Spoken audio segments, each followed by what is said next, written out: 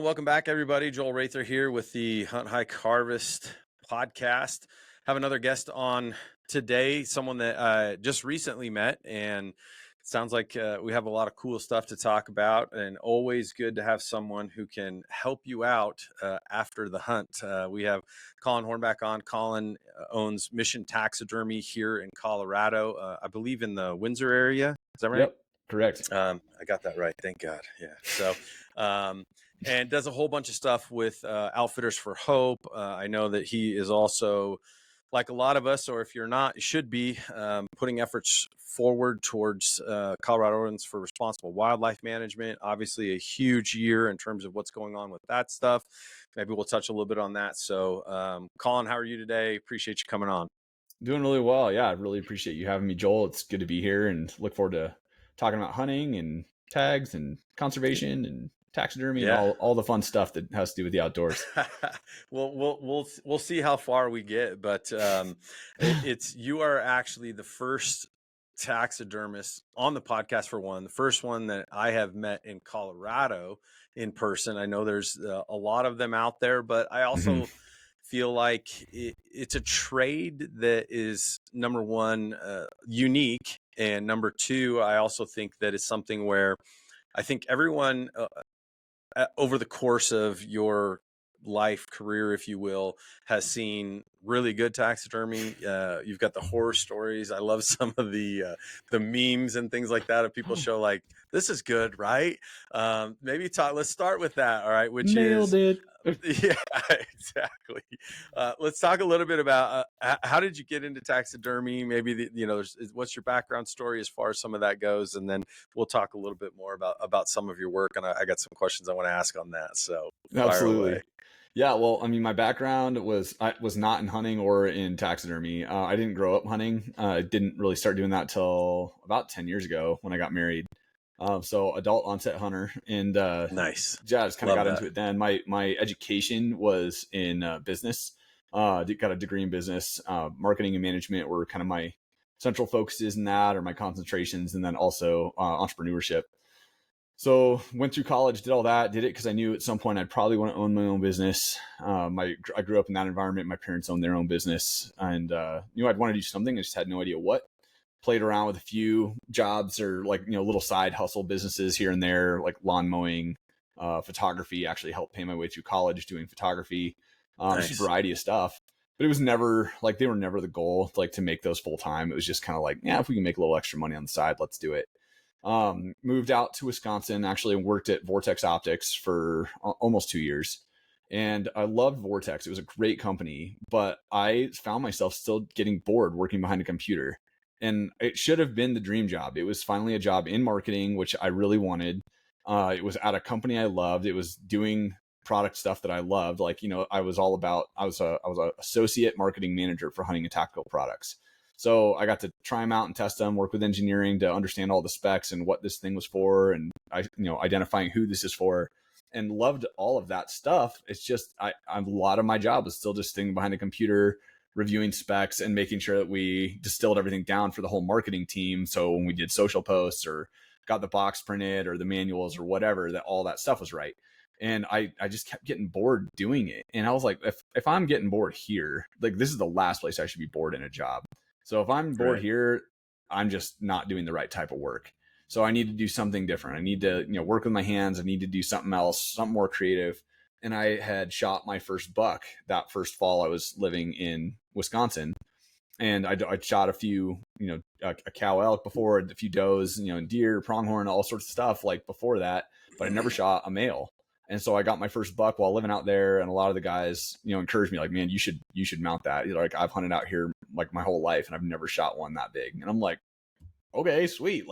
Thanks for the encouragement. That's exciting to know. So sure. My wife actually dropped it off at a taxidermist for me. And then I went out and met him later. I think I had a work thing. I just couldn't make it at the time when it was, fresh. So she took it. I went and met him later. And after that, I kept telling her, because we were contemplating at that point, do we go back to Colorado? And if so, what do we do? And I kept saying, I need to do something like what this guy, Randy, does. I was like, this is awesome. He works from home. He gets to work with his hands. He's still in business. So I still get to do some of the computer work and the things I like in business. Right. But like I'm not sitting behind a computer all day. And so I finally was like, I kept saying that I need to do something like that. You know, it's around hunting, but it's not guiding. And Right. after I did that, I don't know, 6 or 7 times in conversation, I just was like, well, maybe I should just look at doing taxidermy. So I looked up some programs and found one online that operated in Montana. So we sold our place, moved back to Colorado. We were here for about 3 weeks, and then I went up to Montana with my dad's camper and lived in a camper for a month while I went to basically full-time education, 40 plus hours a week, learning to do a game head, so like a shoulder mount deer, a bird, a fish, a rug, and a life-size small game. So it kind of just like taught you everything you need to know. You know, after that, it's just a few different muscle structures here and there, and like the size is all that's different. But you understand the concept of how to do everything. So I did that, came back and started the business, and been running for the last 4 years here, just about to start year 5 in about a month. So yeah, that's kind of been like the story of how Mission came to be. Yeah. Well, that's interesting, especially when you kind of frame it up like you did, which is, well, I'm an adult onset hunter. I didn't really get into it until late, and then to go from, the background that you have to going, maybe I'll just do that, and then diving like headfirst into it. And I know, I think when you and I had met, we actually met at Full Draw Film Tour not too terribly long ago, and I think I told you that I had a really good friend of mine from college who went into taxidermy school. There was a school, I believe, down in the Ozarks, Oh, somewhere cool. somewhere around there, and he was down there for probably similar amount of time, a month or two or something like that. Went fully into it, but he had like a graphic design background, so Mm, his attention to detail and the artistic portion of it, and that I think fed really well. And he'd always been a hunter, right? And so it was kind of like a natural fit, where yours is a little bit different path, and it's like, okay, well, that's a interesting route to go. And I'm sure that the amount of stuff that probably just like came at you like a fire hose out of the gate was like, holy cow. Was there moments within going through that where you were like, oh boy, like I'm really in over my head, or like, what did I get myself into, or anything like that? Because I'm sure there was like so much information that you're trying to grasp in that like month time period that was probably eye opening. yeah, I mean, it is a lot. Like you said, you drink from a fire hose because you're doing one project for a while until you get it to a stopping point where then it has to dry or something else has to happen. So then you're shifting over to a different project and working on it, and then getting that to a point where it needs to dry or do something, and then you go back to this other thing. And so it's a lot of just like shifting things around, and that's very normal for the industry and the business that we run. Like we work a lot, we get this thing to a point, oh, now this epoxy has to cure, something has to happen. So yeah, there Right. was a ton to it was like a huge fire hose to drink from. The guy who led the class and had this program, he's had it for like 20 years. He's since sold it, and or closed it, but in any case, he organized it really well, so it was very well structured and it was pretty easy to follow. The hardest thing is that like you're so new, and all of us there was only 6 of us in the class, as that's about all he could facilitate at a time. Right. So for me, like I know I'm not going to remember everything, and I like to take a lot of notes, and I like to make sure I'm capturing what I'm seeing. So especially as a photographer, so I just videoed like a lot of the class, so I could always go back and reference those steps. What did that look like? How did this, at what point did we get this thing to? How did we remove this piece or something that we need to take out without totally destroying it? So I just did a lot of video, which I think actually kind of got on his nerves a little bit. But it was like I'm watching, like, and I like that because I was able to watch and like see the steps and really just observe, and I wasn't constantly scribbling in a notebook, looking away, not seeing what was happening. So that was a way I kind of like managed to absorb a lot of it and then go back and relearn it when I needed to, because like it took a few years for people to start bringing me fish, and so a lot of Right. it I remember, but it's always like, well, let's just make sure I'm not forgetting any steps. Like, let's go back and reference those videos and some of those notes and just make sure everything's good. So yeah, there's times where you're like, whew, like there's a lot to this. And I mean, most animals, there's areas where the skin is so delicate it's like, whoa, like you got to get it like that clean and that good. And it's very easy to, cut holes and stuff if you're not being careful. So having just learned those steps was like, a little intense, but it was like, after you do it a couple times, you're like, yeah, like you start getting the feel for it. Even in the class, you're like, okay, yeah, I kind of see where this has to get to. Right. And then just like everything, like no taxidermist is perfect. And if you have one who claims to be, guarantee you he's lying or she. They're Right. like, none of us, most of the guys I know and talk to, well, I'll admit we're not perfect, but we know how to, hide mistakes and like repair mistakes and little things like that, to the point where probably you Sure. as the client, like you'll never ever even see it, but most of the time, like I said, after you've done it, especially by now, the mistakes are very, very small and like usually very rare. Like, you start getting really good at it and just get the feel down. So going from where it started, yeah, to sort of being like, whoa, this is challenging. Like, this is deep. Like, I'm like, maybe I am in it over my head a little bit. Like, after you just stick with it and just keep going another time and another one, you get the feel and just get that stuff down. Then it gets to be like, all right, now I just kind of know exactly like where I need to get this to. I got that feel down. Right. The visuals down, and you just kind of know exactly how to get that thing to the right place. Yeah. And, I would anticipate that, being the way that I view it, which is like it's a craft and everybody has probably nuances of how they do things, and Mm-hmm. over time of trial and error and certain things and making mistakes, and you're like, oh well, I got to figure out how to fix that or cover it or make sure that I don't ruin this, right? There's I'm sure a level of stress that goes along with that, but I would anticipate that with every piece that you do, there's probably a portion of that or something in there where you're like, oh man, like I wish this was a little bit better, or like, and I think there's a perfectionist maybe, uh, like part of that, where I think it just kind of goes with the territory, where you Mm-hmm. realize that when someone brings you something, like it's holding a lot of value to that individual to begin with, which gives Yeah. you this like sense of responsibility to try and make sure that you provide them back with that image, that experience, and then that lifetime of ability to always kind of you know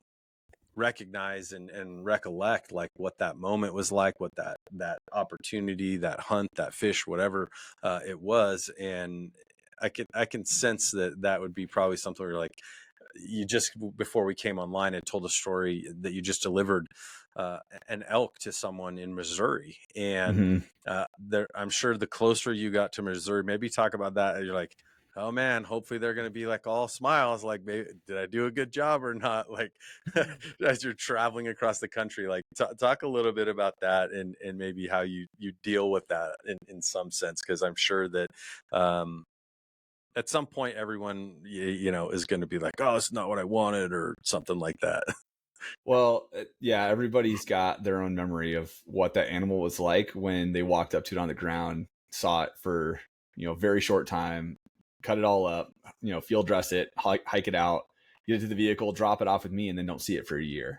So, it's funny how your mind can go back and be like, how big was this thing? Like, how big was his neck? Or all these different things. And I fortunately haven't Yeah. had too many people ask me for like anything crazy, like make his neck bigger, look bigger, whatever. Like most people that have come to me for whatever reason have all been very much like, I just kind of, I want him how he was. Like, this is the deer, and I like him. Like most people, I've had one guy ever ask me to repair a broken horn. It was actually on an ibex, but he asked me to repair it, and other than that, everybody else has just been like, no, if it has a damaged fin, like keep it damaged. If it's a chipped off part of the antler, like leave it that way. So yeah, most people have never asked me to repair something that was that way when they harvested that animal. So that's been kind of Yeah. cool. But yes, there are always things in every single mount that I'm like, man, I wish that little thing was just a little bit better. And Yeah. every taxidermist feels that way about their mounts. I don't think I've met one yet who doesn't have that. And Yeah. we always see every little teeny flaw that isn't exactly the way we wanted it. But Sure. they're not ever things that like a client will ever see. They'll never notice it. It's never anything that's going to affect like the overall quality of like their mount or their memory. But I Yeah. know like what got me into doing this was exactly what you're talking about, like preserving the memory. It's not so much great. You have to have this like trophy class bull or buck or whatever. That's not what it's about. In fact, one of the deer I'm mounting this year is, I mean, it's basically a forky. It's a little deer in velvet, but it's the kid's first buck.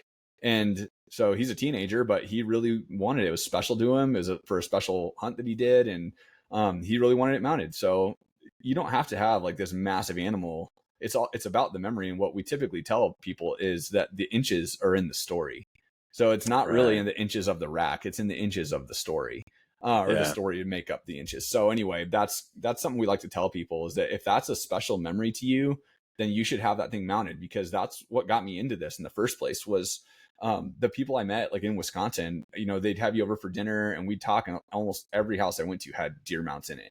And like I said, didn't really grow up hunting. I didn't have mounts in the house. I didn't really know anybody who hunted avidly enough that they had mounts in their house. So I just didn't grow up around it. But all these people would have these mounts and they'd tell me these stories, and never once was it about the size of the animal. It was always about, I was with a friend right before he got deployed on this one, or that was like a really tough season in my life, and I was on that hunt with my dad, and you know, this and that happened. Or it was always something else that made it that special memory with that animal, and it was never the size of the animal. And that's what intrigued me about taxidermy. It was like, that's what this is about for you. I'm like, then taxidermy is pretty cool. Like, that's awesome. So I just had no clue that's why people had mounts done before that. And so it was super cool. But getting to your question about the young man from the Outfitters for Hope hunt. Yeah, I mean, you're coming up, and you know, they haven't seen this bull. They don't, you know, they're not from this area, so they don't see elk a lot. And they don't, I mean, they're used to, you know, white-tailed deer. That's what they hunt. That's what they can get a lot of tags, especially as landowners out there. So it's like, you know, that's what they hunt. And so this is a whole different ball game for them. They came out to Colorado for this Outfitters for Hope experience, and it was a great time with the family. So the young man who harvested the bull came, and then his dad and brother were both here. And so we had a really great time with the three of them, and just trying to show them a really great time and show them the love of Jesus while they were here. And is just experiencing Colorado and what the West has to offer. And we had a lot of super, super cool experiences. So I was really excited just to see them first and foremost, just because it'd been a while since we've had a chance to connect face to face, though we've stayed in touch via text. And so it was like coming up, and I mean, driving up, my wife and I could see them all, like the whole family was outside, like just waiting for us to pull up. And we're like, oh my gosh, like look at this, like the welcoming committee's here. Like this is this is awesome. So I thought I was gonna have a minute, because like I zipped like I cut a big piece of plywood and zipped it to the back of the elk, so it wouldn't have any room to rotate or roll like in the trailer while we drove. So I was like, I'll have time, you know, probably to get there, pull up, like get it out, get the board off it, like kind of pop them up, and like, you know, make a little bit of a display to let him come out and see his elk. And they're all just standing there. I'm like, well, I guess we'll just pull up out the door, open up the back of the trailer, and like, you know, undo the straps and shove them to the back and be like, here's your elk. So, but they immediately walked in and started looking at him and like got him in the light. And the bull had a scar like right behind his nostril. Probably took a time like to the face is most likely what happened. And when we got it, I asked him like, do you want me to fix that, or do you want me to keep that? And he's like, oh, I want you to keep it. And I was like, yeah, all right. Like that's, I love that, because that's like the character of the animal, you know, shows they're a fighter and stuff. Unique. I love that stuff. So again, most people like they haven't had animals that scarred up or like a good, you know, really noticeable feature like that. And so when it was fresh, I took a bunch of photos of it, like really up close, and really tried to recreate it even to the exact lines of like what the cracks were like of the, you know, blood in the wound and in the scarring and stuff like that. So they immediately looked for that. I'm like, oh yeah, look at the scar, like that's so cool. I remember him having that. And it's pretty amazing to see them, you know, just take to it and just start reliving that hunt experience in their mind. And that's what this is about, is like taking you back to that moment and who you were with. Because I mean, it was the three of them there together, me, Josh, Jonathan, Dwayne, from all from, you know, Outfitters for Hope guys, and just a really special time, you know, with like 7 of us or so that were all there. It was just such a cool hunt, and just great to see them go back and relive that experience, and you know, in their minds when we got to show them their elk. That's cool, because I think that's where everything kind of comes full circle, where you, based on what you do, you get the opportunity to share in that like kind of closure of that entire thing. But when they Hmm. come and pick it up, or when you deliver it, or whatever that looks like, and so I'm sure that you've had more than one of those, and lots of them that will come in the future, where you'll have so many stories and recollections of those hunts that you weren't even on, that will become super unique, where you'll always remember, oh man, like I remember this one and this one and this one and so on and so forth. And so that's pretty cool, because you'll get to share in a lot of those, for some people, once in a lifetime memories, that is Hmm. why they're bringing that specific animal to you in the first place. So Yep. so on the same lines as that, I think maybe we take a little bit of a turn, which is flipping it back to, say, a guy like me who goes, man, I really hope I kill a big bull this year. I'm going on a mountain goat hunt with a friend. I'm going to try and film it Hmm. this year.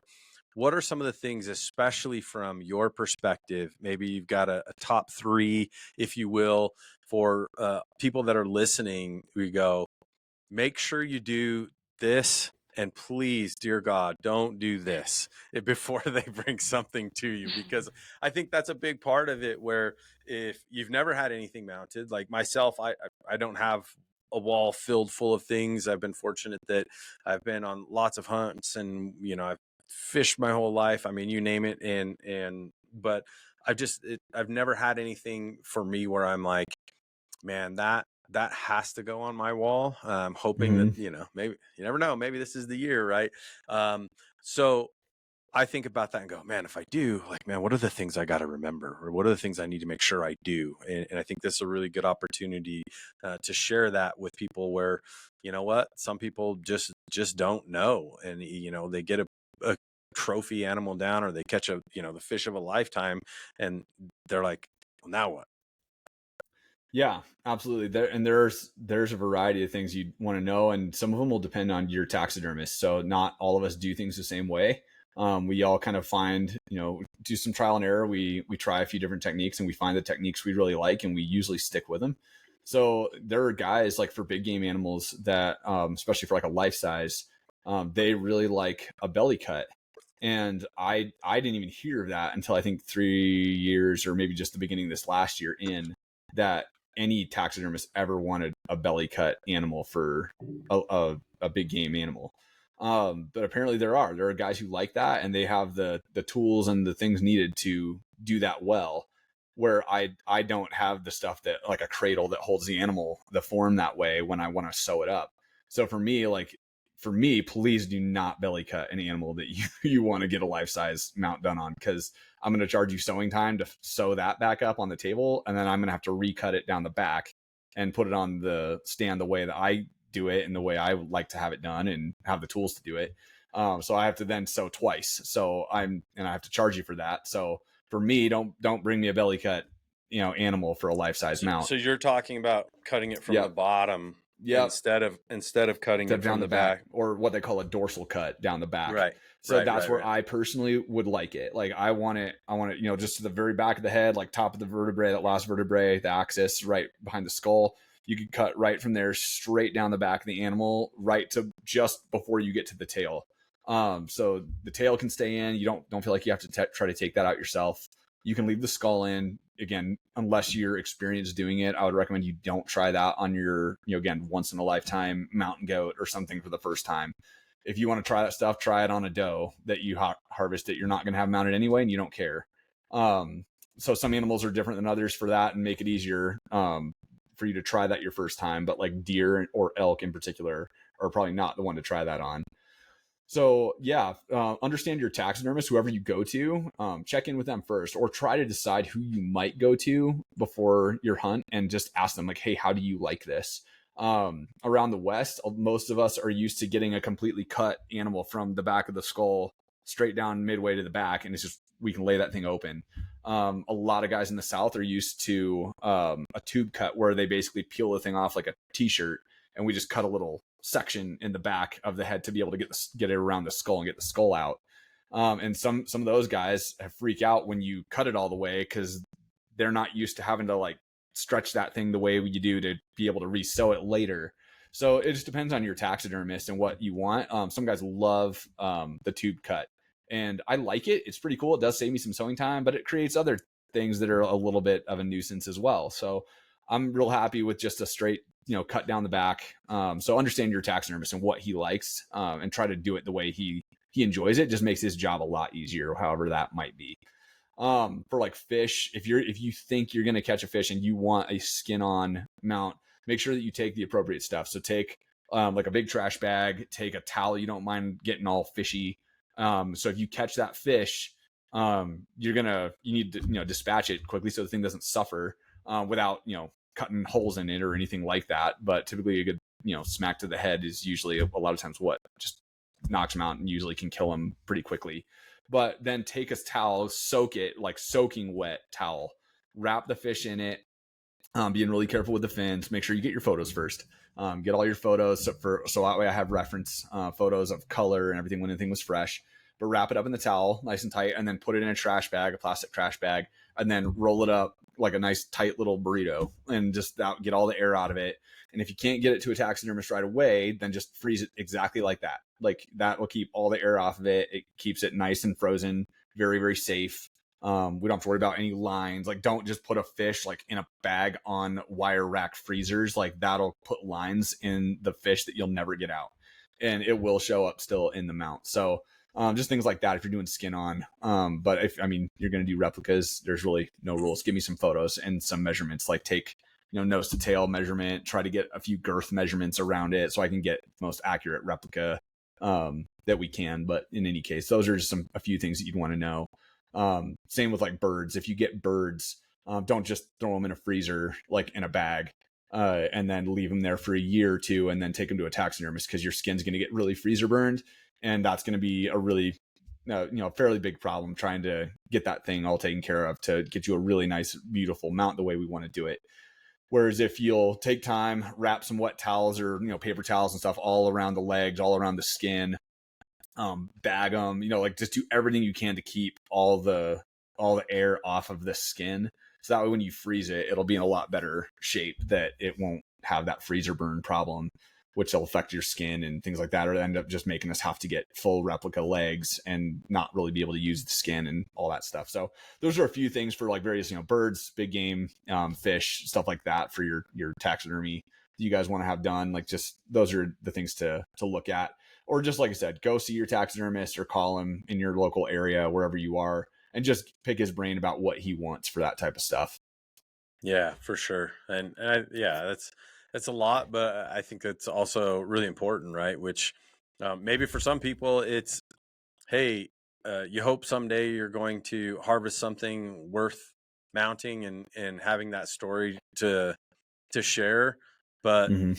alongside of that also is, before you get to that point, go identify maybe who that person is going to be, that hopefully is going to create that lifelong memory for you before it happens. Yep. Because I think even for me, I think about that too, where in the back of my head, I think maybe subconsciously I'm like, man, well, if I do manage to fill a really good tag, then what am I going to do? And so it was almost like an aha moment for me, like meeting you, where I'm like, oh, perfect.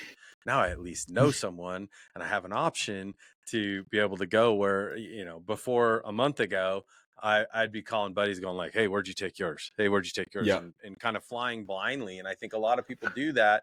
And in some cases, that also probably is where you have bad experiences, where people just, Yeah.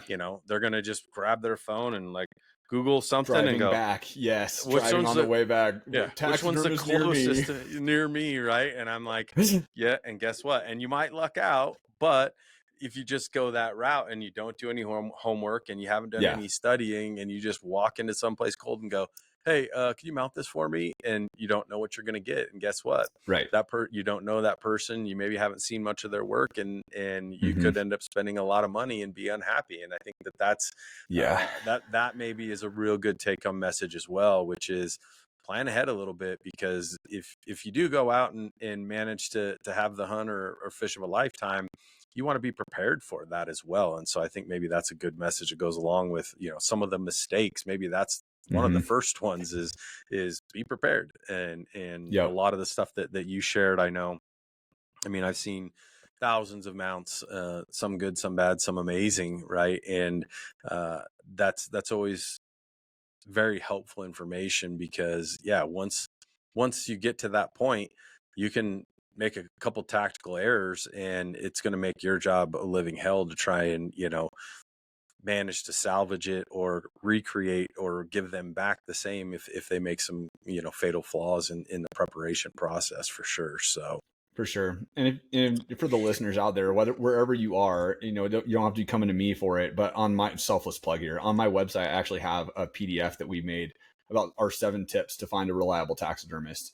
So just a few things that you might want to think through, look at. So if you go to my website and scroll down a little bit, you can sign up on my email list and we'll send you the link for that. So just something that'll help you no matter where you are. It's stuff, they're the things that I would recommend you at least think about. And some of the tips are like higher priority, more important than others, but sure. just kind of walks you through a few things to look into.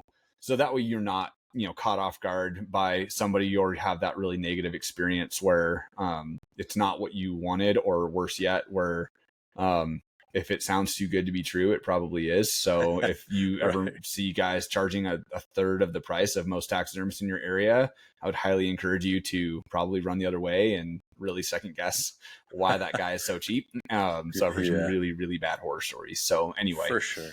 Yeah, for sure. And we'll be sure in the show notes that we'll provide those so you guys can go directly to that. I think that's a really good resource. We want to make sure that people can connect to that, and like you said, be prepared a little bit, and have a Mhm. little bit of those buyer beware. So definitely we'll make sure to make that happen.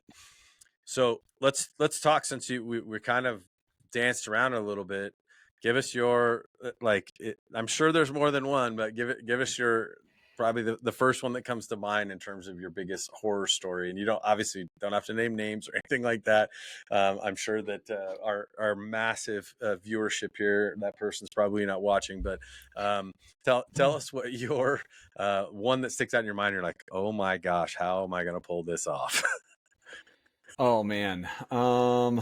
It's so like a horror story, like getting an animal and like then having to Yeah. fix it, that kind of stuff. Like, okay. Yeah, like or yeah, just they brought it to you. The cape was terrible, or things Okay. were mangled, or you Sure. had more problems to solve than you could possibly imagine, and you're like, man, I'm trying to put lipstick on a pig here.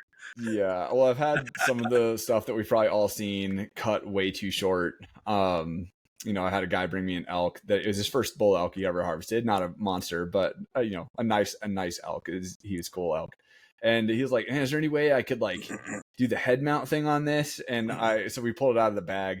And I mean, the thing had like hair like just behind the skull. And I'm like, no, there's not even a chance. There's no hide left. Like, and that was like an extreme case of like he even was hoping for like the shorter head mount as opposed to like a full shoulder mount. Right. So there's that one, and I was like, no man, I'm sorry, there's just not enough here. He's like, we can get another hide if you want, or you can just have a euro if you're okay with that. And he's like, yeah, okay, let's just euro it. So I've had those. My first life-size bighorn sheep was a belly cut. But again, I'd never even heard of a taxidermist who wanted that before. And I asked several guys around me. I was like, do you do a belly cut at all for your life sizes? Like, do you know anyone who does? Is that normal? And they all looked at me cross-eyed like, what? Like, no, like who wants a belly cut for a life size? So my client was very understanding. So yeah, but it was, I mean, those cuts are never straight. It's not like just straight line, just sew it. I have to take Right. it on and off the mannequin, constantly pulling that hide around, looking at me like, where does this point connect to?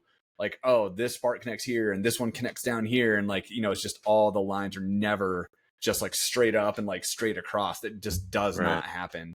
So that was a nightmare trying to find all those points so that, you sew it straight. So then when you put it on the mannequin, like get it all sewn up, like you don't have these weird bunches or things where now it's too short or Sure. all out of Yeah. alignment. And so, yeah, that was crazy. Just trying to repair Yeah. that one and get that thing sewn back together just on the table, let alone then having to recut it down the back and now put it on the mannequin the way I normally do and like pulling it up and then pinning it and then, sewing it down the back. But in any case, Yeah. That Because one I was can tough. imagine. Like, Yeah, go ahead. go ahead. I was just No, saying no, because no. I can imagine that in a case like that where, like you said, you're trying to match it up, where if those two don't come together, and let's say they're like this, Mm-hmm. then the way that the hide is going to lay is going to look unnatural. It's Completely. like you said, it's going to have some visible anomalies to it that just aren't going to look good, right? And Right. the larger that surface area is, the more opportunities there are for things to not fall into place. So that makes Yep. sense. And then you get to the end of it, and now you've still got, this much left. You got 6 inches left on one side of the hide and none left on Stuck the it other. And in. you're like, now what? Like, what do I do now? So Right. I mean, it's all stuff you have to constantly be watching, especially when you're sewing a long distance. You're just like, okay, where's this? Where's this? And like, that's why we, always like pin it so often, like just check everything, make sure. We do a lot of test fitting in taxidermy. It's like the hide on, hide off, hide back on, hide back off. How's this now? Like, rechecking everything to make sure that all those lines and those seams are going to come together, and that we're still going to have nice muscle definition. We're going to have nice skin alignment and things like that, so that you have a quality, high quality looking mount that looks like the animal you shot, and not these like, well, the face looks good, but what's going on down here? Like, what happened under his arm, or what happened around this side? Like, Right. they're just weird things, that do Yeah. end up catching your eye and kind of bugging you. And it's like, it just takes your eye to it. And you're like, what's wrong with that part? So we don't want to give you stuff like that. So I know, like in my profession, we continually have. I just got back from a national conference where I was presenting on some training based stuff, and there's always kind of a continuation of that, right? Like I'm certified in all kinds of different things as far as strength and conditioning goes. And do you guys as taxidermists, I assume, probably have similar things where there's stuff that's new trends and new techniques, and maybe there's conferences and stuff like that. Is there things like that you continually do to kind of stay fresh and up with the times and find new things that you can be either working on or improving on? Absolutely. Yeah. So pretty much every state has a taxidermy association, and there's going to be a taxidermy show or a competition every year for that state. And you don't have to, live in that state to go to it. So like this last year, for Sure. instance, I had a schedule conflict with Colorado's. So I didn't go to the Colorado show, but I went to the Utah show. So yeah, there's always those shows, and there's, seminar upon seminar at those things where you can learn more, and like, learn from really good guys in the industry who, are award-winning guys. Like, we have these competitions, and you can win at state levels. There's also like the nationals, and there's even worlds in taxidermy that you Right. can go I'm to these sure. shows. Yeah. And so, yeah, when you're learning from guys who've won nationals or won, worlds on something, like you definitely want to go with a camera and take some good notes on what they're telling you, because these guys, they know what they're doing on a competition level mount. And those things are not what you're gonna, you don't get that in what we call commercial taxidermy, where a hunter brings this to me. There's elements that I do bring into mind that are competition level, and more so maybe than some taxidermists. Some do about what the level I do, and some don't do that at all, because it just takes too much time. But it's the quality I want to give, because it's what I would want to get if I was paying me what I'd be paying me to get it. Like, I want that quality for that price. So if I can't give it to you with a clear conscience, knowing like, hey, I'd be happy paying my price for this thing, if this is what I got, then I can't give it to you like that. So anyways, yes, those shows really help us learn new techniques, different ways of doing something that maybe a technique we've never tried, and we're like, oh, well, now I see how that goes. Like, now that I've had a chance to see it in person and like ask some questions and pick this guy's brain about it, now I feel comfortable trying it.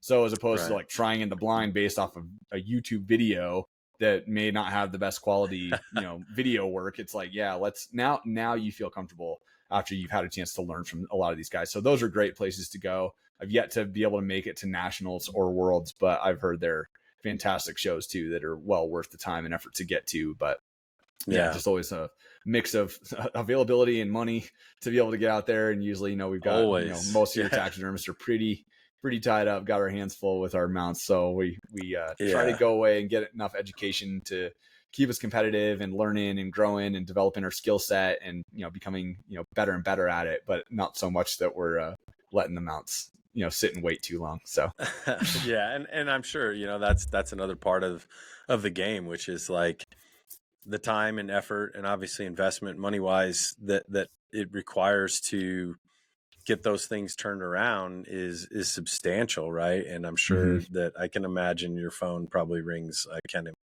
even guess how many times, like, hey man, how's it coming? Hey man, yeah, are you getting close? Like, you think you'd give me like a target, that kind of stuff. I bet you're just like, oh my gosh, because it's just endless, I'm sure.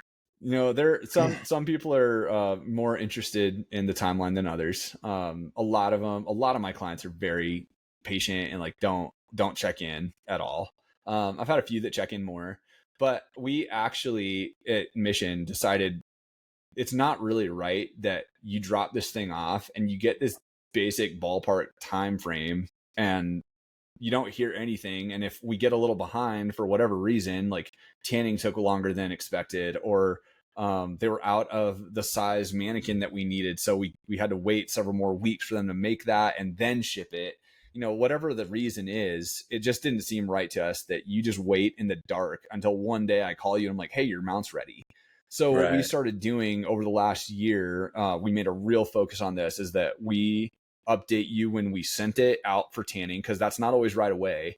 Sometimes it's here for a few weeks, sometimes it's here for a month or so, or before I get enough hides together to send it out. So just we update you when it goes to tanning.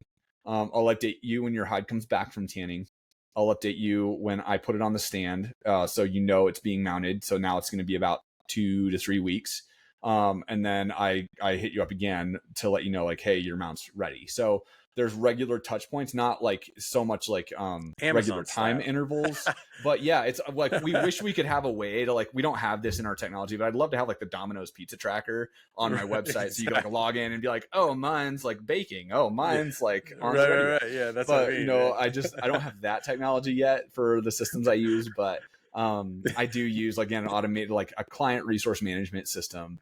So I do use that too. Like, that's how I track all my mounts and make sure I know where all the hides are. So I know, like, oh, those ones are all at the tannery still. These ones are received back, so theirs would be in my Yeah. freezer.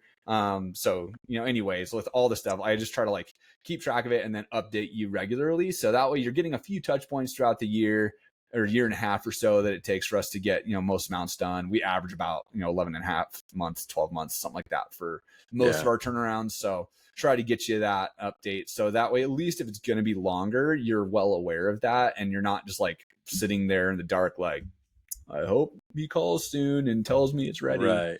or Right. makes you constantly reach out. And then that's every day I have to answer a text or answer my phone. It's just time I have to take away from the mount, and it's never just the quick and easy, like, let me respond to this really fast. It's like usually my hands are covered in stuff, so I gotta get Right. gloves off, or I gotta go clean up, and I gotta, like, hold on, let me use the phone, let me call this person back, let's Right. talk for a minute, let's know, okay, now I gotta get back into what I was doing. And it's never Sure. just as simple and painless as most people assume it is to For sure. answer a text or a phone call. So that's why we try to do that. It just lets us do it more on our schedule, so that we're still keeping in touch with you, and yet, like, not having to stop in the middle of the day when I'm trying to mount stuff.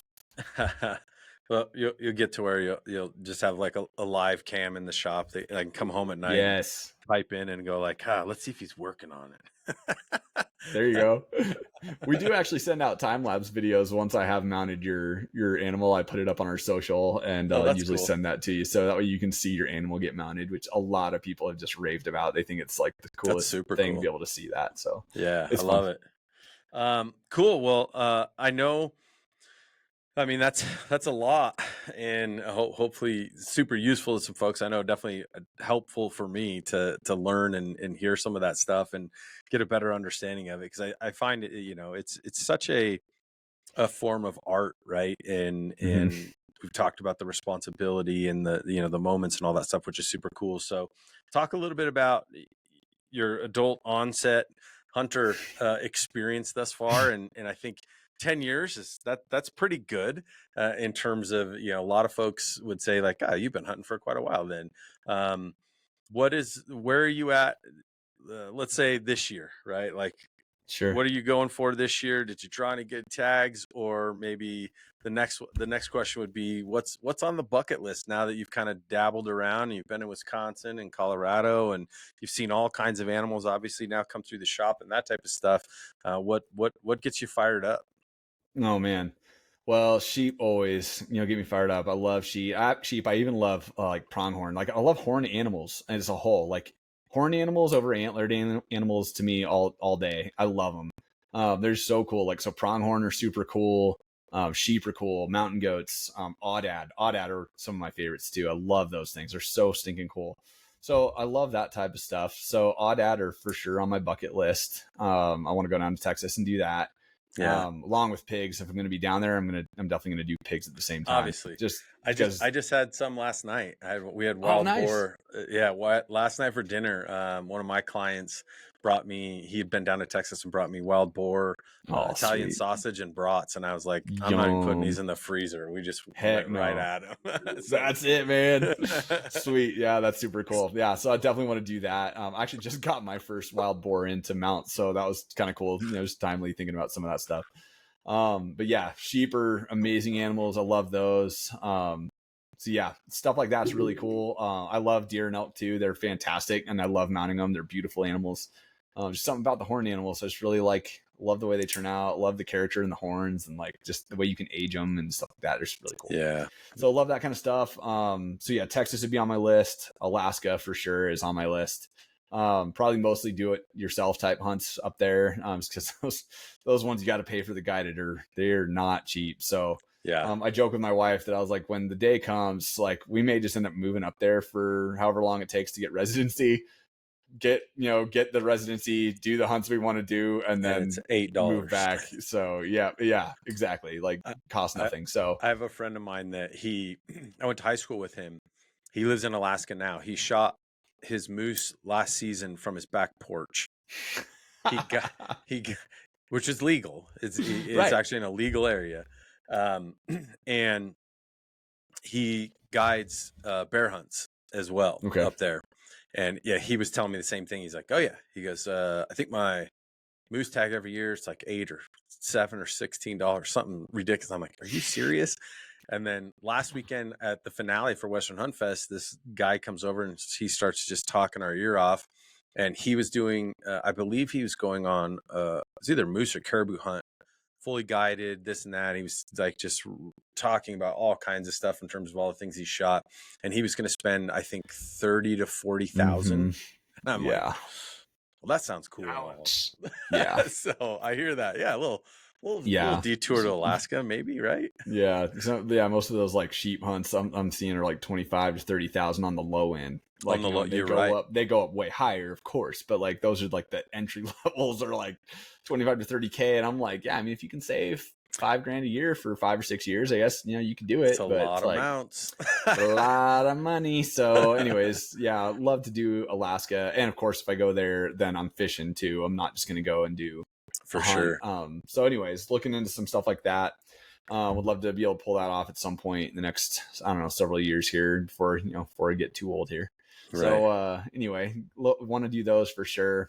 Obviously I put in for, my sheep and goat points here, and hopefully we'll get lucky and draw those early. Some guys do, they draw them with, 3 and 2 or whatever, but you never, it happens. So it's got to happen to somebody.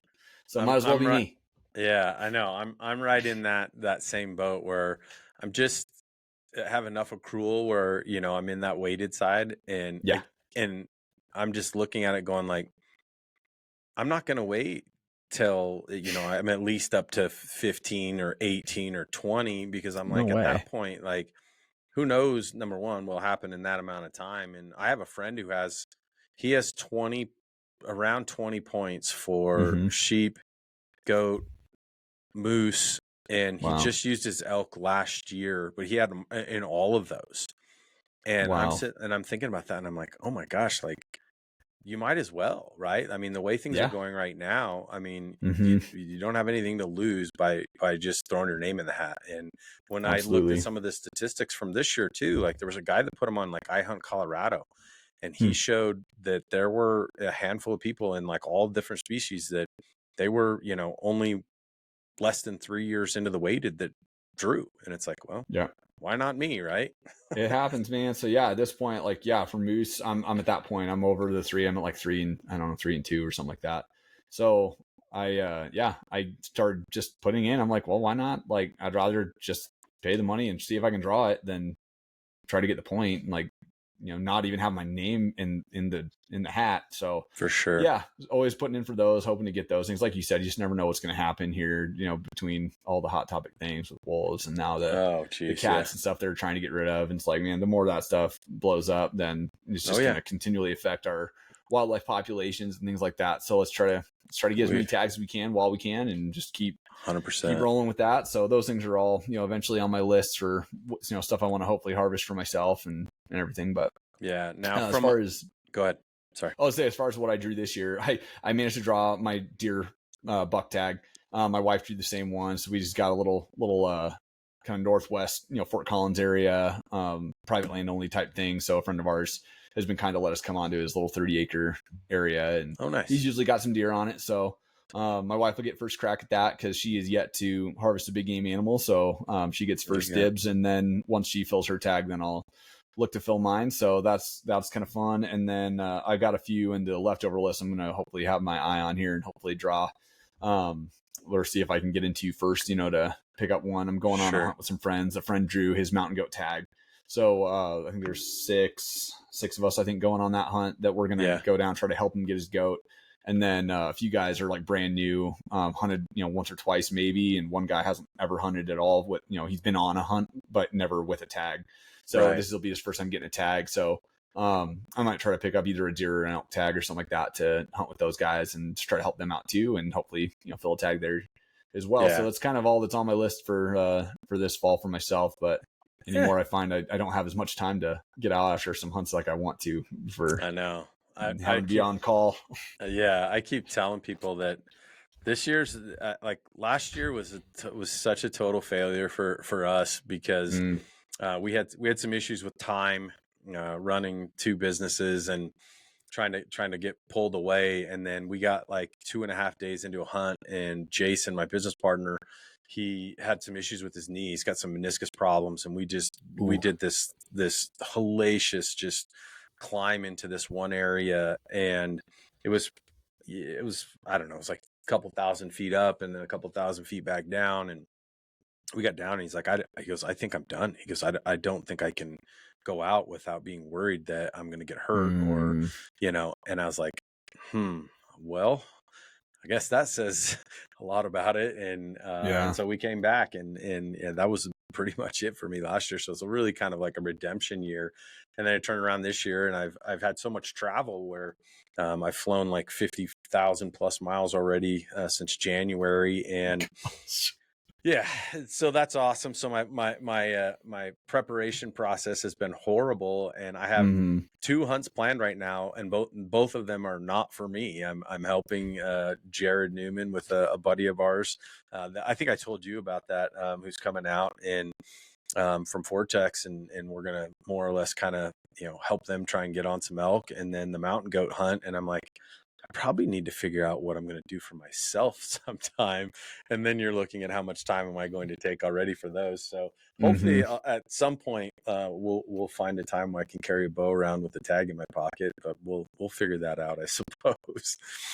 So, but I feel like in all the years past, I mean, I've hunted elk for 20 some years now, and it's like, I've had years where I'm just like so confident where we've gone into areas, we know where elk are, we've just patterned them, we've filled tags in there, and I'm like, oh, this would be our year. I'm like so prepared. I know exactly this is our game plan. And then I come home and make tag soup, and I'm like, well, that sure sucked. So I'm like, almost like it reverse engineering my thought process. Where I'm like, I don't know, maybe it just will hopefully find enough time and we'll just do a little studying of some places that we know, and maybe we'll just get lucky. Who knows? Maybe just gonna be winging it. Just getting whatever tag and like, let's just find a place on the map and let's just go there and see what we can do. So well, and for me, it's like I think a big part of it for me too is I am so much more about the experience and the time as much as I'd love to, try and fill tags and try and, come home and fill the freezer and all that. And I'm not a person who's gonna pass up on, oh, he's a small five. I'm like, nope, not a chance. Like if it gets down to it, I'll shoot a cow. I don't care. If Yeah. I got a bow in my hand, that's my number one goal. Is it's hard to eat horns, right? As much as you love to have those opportunities, and not that I don't want to bring you business, but it's like, to me, that time out in the woods and getting the opportunity, especially in September, and it's just like, man, that's what like just resets my battery for like the entire year almost. Oh and yeah. and that's what I look forward to the most. So even just saying that and knowing that I've got two cool hunts that I'm going to get the opportunity to go on this year, I'm like, you know what, if I never even draw my bow, it's going to be awesome, and I can't wait for that, and that's all Yeah. that matters. Yeah. But I'm with you, man. You never pass up meat in the freezer. If you've got No. an either sex tag or whatever, and like cow walks out, and man, like just yeah, take it. Like have her. Like that's the thing. I love bringing that meat home, and as much as I Yep. love doing what I do.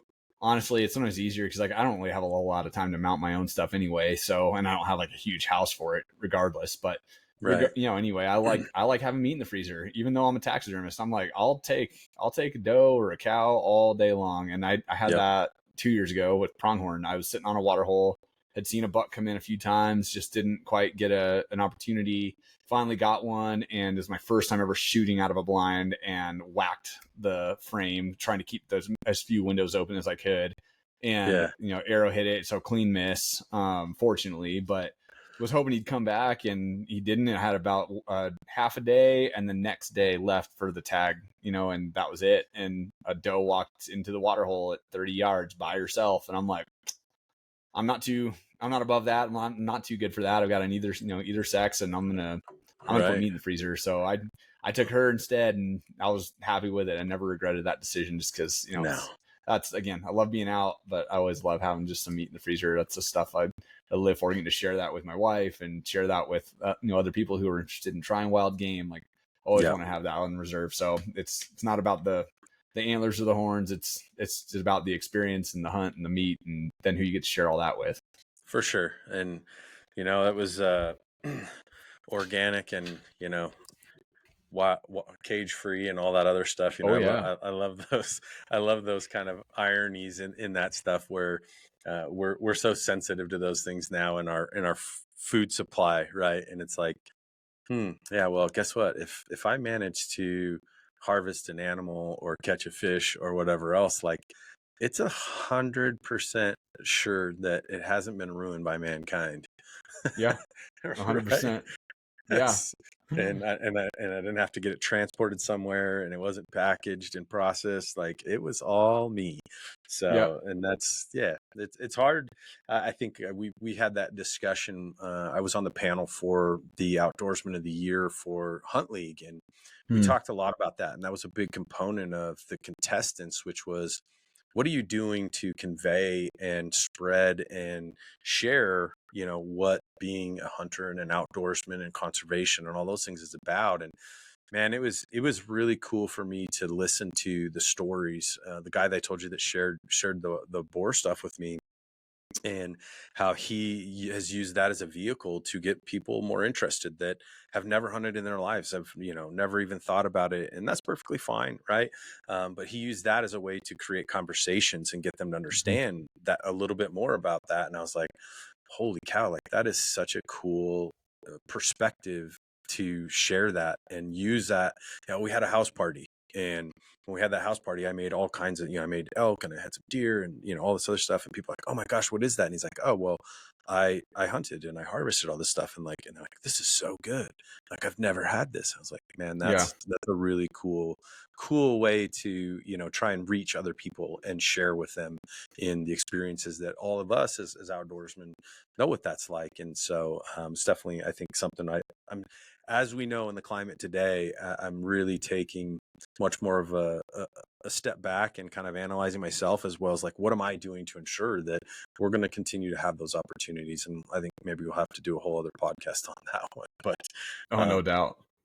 yeah, so, well, cool. I appreciate it, man. It was great to sit down with you. We'll make sure Mission Taxidermy, guys, go check out Colin. Check out, I know I've been on your website and looked at, you've got a whole bunch of work on there. People can see the stuff that you've done. You've got some resources on there. We'll make sure people have connectivity to that. I know you've got presence as well, social media. So you're not a hard guy to find, I don't think. And be sure to go check him out. Check out Mission Taxidermy, and appreciate you jumping on today, man. It was a lot of fun. Yeah, thanks so much for having me. It was a lot of fun. It was great to talk to you, Joel, and look forward to hopefully next time here we'll get to do this again. Yeah, most definitely. I know. I think we might see you coming up next weekend, hopefully. Outdoorsman Days. This probably won't be out by then, but hopefully we'll see you down there. Sweet. Yeah, hope to see you. Yeah, awesome. Thanks, guys. Be sure to like and subscribe. We always love that. Appreciate you guys tuning in, and go check out Mission Taxidermy. And until next time, we'll see you on the flip side.